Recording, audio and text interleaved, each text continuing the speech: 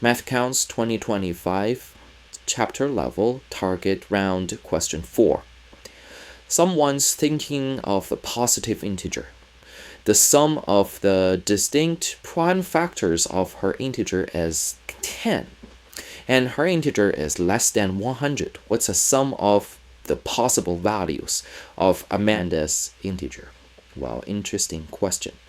Let's think through the way how the question made the statement. It says this integer is less than 100, and its distinct prime factors add up to be 10. Okay, so we think about the prime factors that can add up to be 10. There are only two cases. One is 2 plus 3 plus 5, that's 10. And the other one is 3 plus 7, that is 10. So now we convert the question into something. That is, if now we use 3, 5, 7, or 2 to come up with a positive integer less than 100, how many possible ways we can do that? Well, let's try to exhaust all possible ones.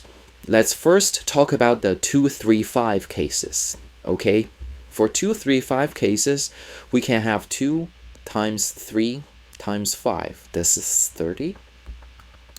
We can have 2 2's.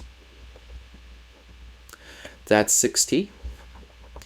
We can have 3 2's. No, that's going beyond. So we can we have 2 3's? Yes, we can. That's 90. Okay. And can we have 2 5's? In this case, no. Okay. So we have exhausted all possible combinations for 2, 3, and 5. And how about 3 and 7? So we have 3 times 7, 21 is okay. And we can have 2 3's times 7, which is 63, still okay. Can we have 3 3's times 7? Nope, too large. Can we have 1 3 times 2 7's? Nope, that's also too large. So in total, we only have those 5 cases. Let's add those together. 30 times 60 plus 90 plus 21 plus 63. That's 264. Once again, we say it's not a nightmare if we really exhaust all the possible scenarios in questions like this. One thing we absolutely need to do is to make them do that process systematically.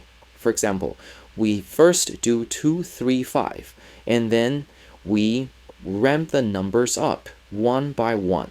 We first think about all the possible cases with regard to grow by 2, and then we grow by 3.